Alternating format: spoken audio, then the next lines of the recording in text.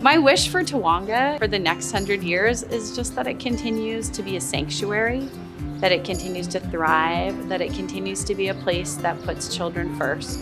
That it can remain as a place that people can develop close connections. Continue impacting lives for many, many years to come, to keep the same love and special sanctuary for so many people. When I think about Tawonga's history, I feel so much gratitude to all the generations of leaders who came before me. What an incredible gift that generation has given to the generations of Tawongans over the last 60 years.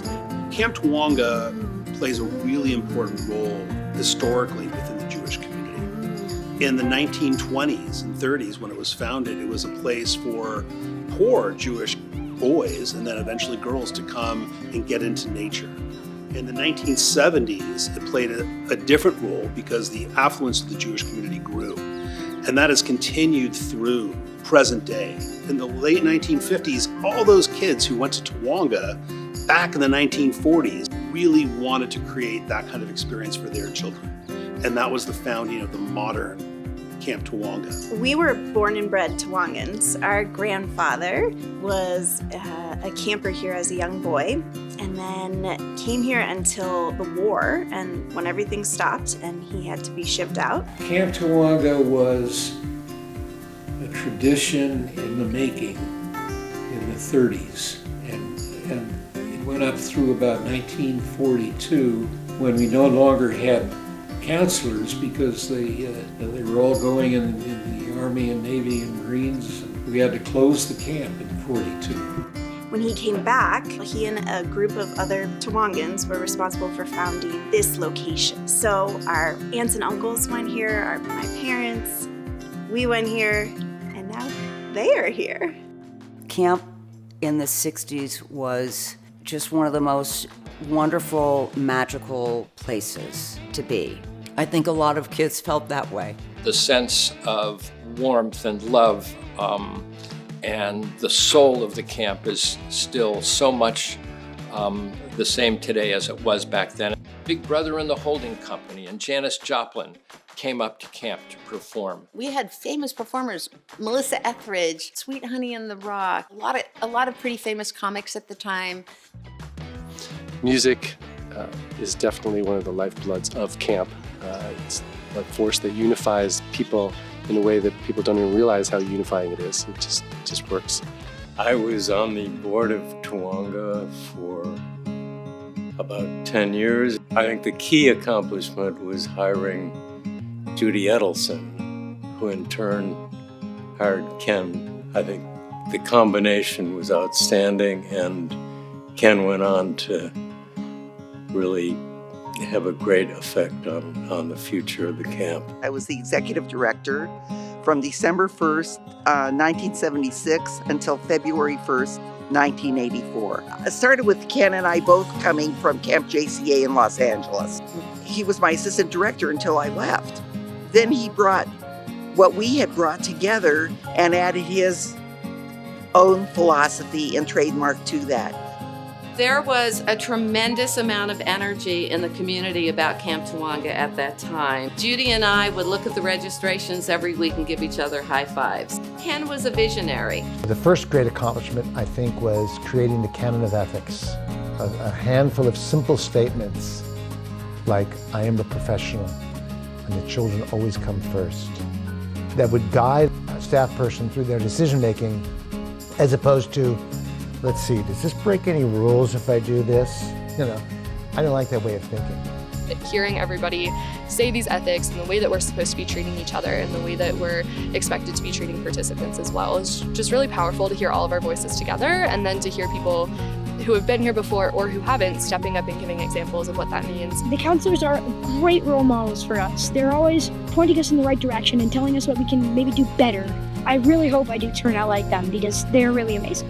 On the staffing end of things, we home grow a massive percentage of our staff, not just counselors and not just activity specialists, but our kitchen staff, our maintenance staff, our office staff, our drivers. I'm so proud of this kind of kibbutz model that we have at Tawonga, where all the labor in the departments are really treated as equal contributors to the camp experience. It offers a really beautiful model for children to look up at and aspire to, kind of the honor and dignity of all kinds of jobs, all kinds of work.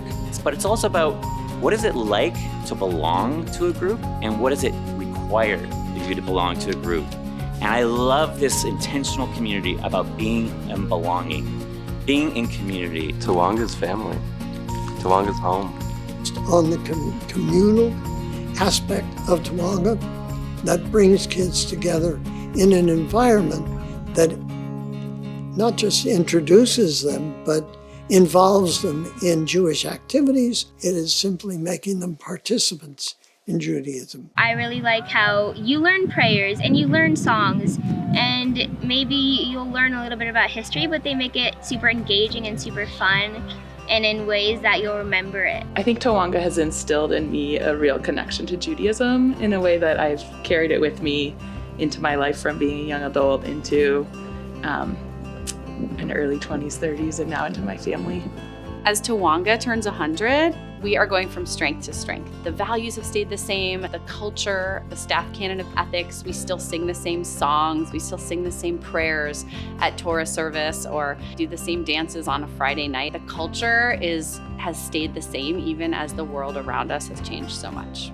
I think the respect that we all have for each other and how we treat each other all with equity, no matter our beliefs, no matter how we feel about certain things in the Torah. We all respect each other. We all love each other for who we are. And I really want to take that with me and bring it to the world. When I first started working at Tawonga, we were an amazing summer camp. And at some point, a few years later, we were looking at what's next. There's so much joy, community, connection you get from these 2 or 3 weeks in the summer. How do we ensure people could give it all year? And we just heard loud and clear, we want it up the mountain and we want it down the mountain. We want to participate in our Jewish life through Tawonga. Tawonga is thriving. We have more programs than ever happening here at camp, not just summer camp, but 15 weekend programs of family camps and adult retreats. And in the Bay Area, we've got the B'nai Mitzvah program, the Tawonga Family School, high holiday programming, Tikkun days, so many more things, Tat Shabbats and sing-alongs, ways that people can connect with Tawonga, be a part of the community, and participate in Judaism through Tawonga year-round. In 2009, we really want to create a strategic plan to create a vision for what we want Tawonga as an organization to look like. Following up on that, we really needed to have a master plan that really talked about and described how we wanted to build buildings and infrastructure that reflected our culture, our canon of ethics, and the way we want to be in the world, how we protected the forest, how we protected our programs. Before we did any of that, we knew we needed to build a culture of giving at Camp Tawonga.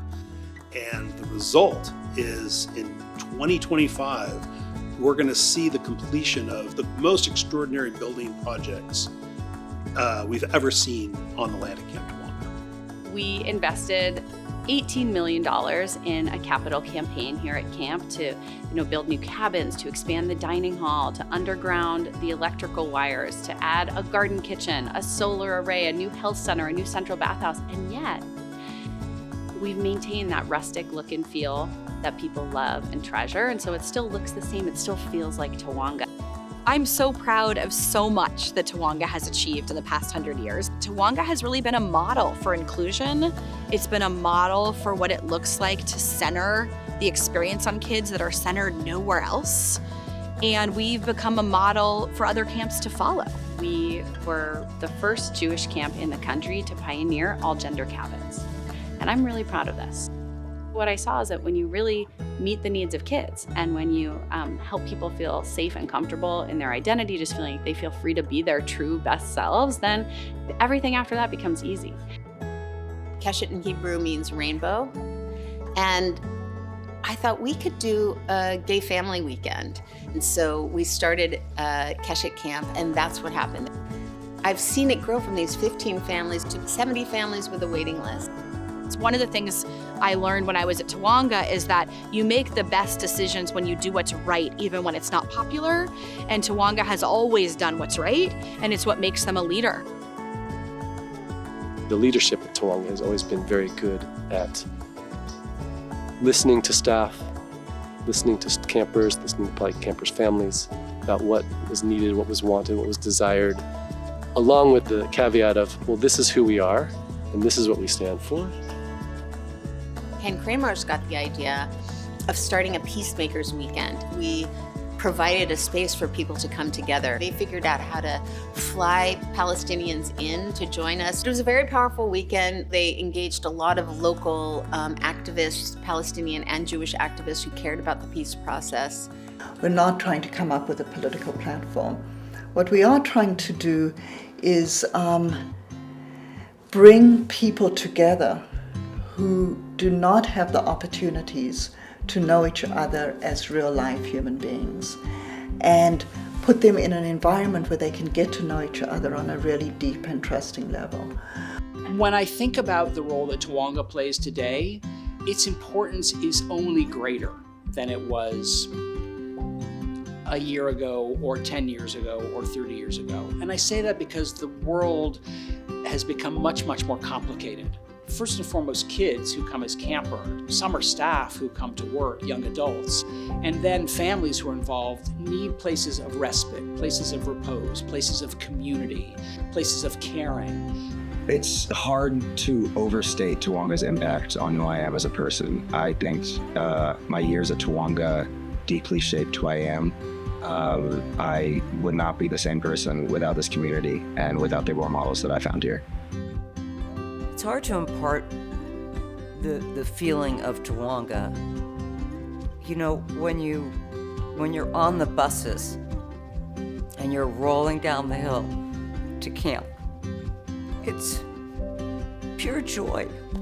You know, it was a place where they could really be themselves, as goofy and geeky and fun-loving and wonderful as they were. It was safe. It was a safe place for them to be who they are. And I still believe Tawanga's big enterprise is raising enlightened children. Tawonga for us was just this totally immersive, enriching,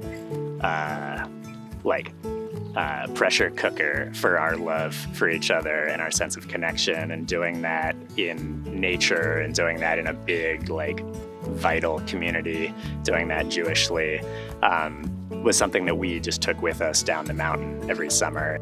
It's definitely where I met my best friends, and it's also where I met my husband. A lot of our community at home in San Francisco are also Tawongans. It's a huge part of our life. This is our 4th family camp. I hope we do it forever. We have such an amazing group with us that we get to share this with, and getting to see your kid start it all over and do the talent show and beam with pride and dance and laugh, and to go out of their own comfort zones and gaining that independence, seeing it in them is beyond, it's everything. If it weren't for Tawonga, I wouldn't have a deeper connection with myself, with my community, with nature, and with Judaism. I'd definitely rather be at Camp Tawonga than anywhere else. The most important thing that I want my parents to know about Tawonga is that I want to come back every summer. Happy birthday, Camp Tawonga. Happy birthday, Camp Tawonga. Happy birthday, Camp Tawonga. Happy birthday, Camp Tawonga. Happy birthday, Camp Tawonga. Happy birthday, Camp Tawonga. Happy birthday, Tawonga. Happy birthday, Camp Tawonga. Happy birthday, Camp Tawonga.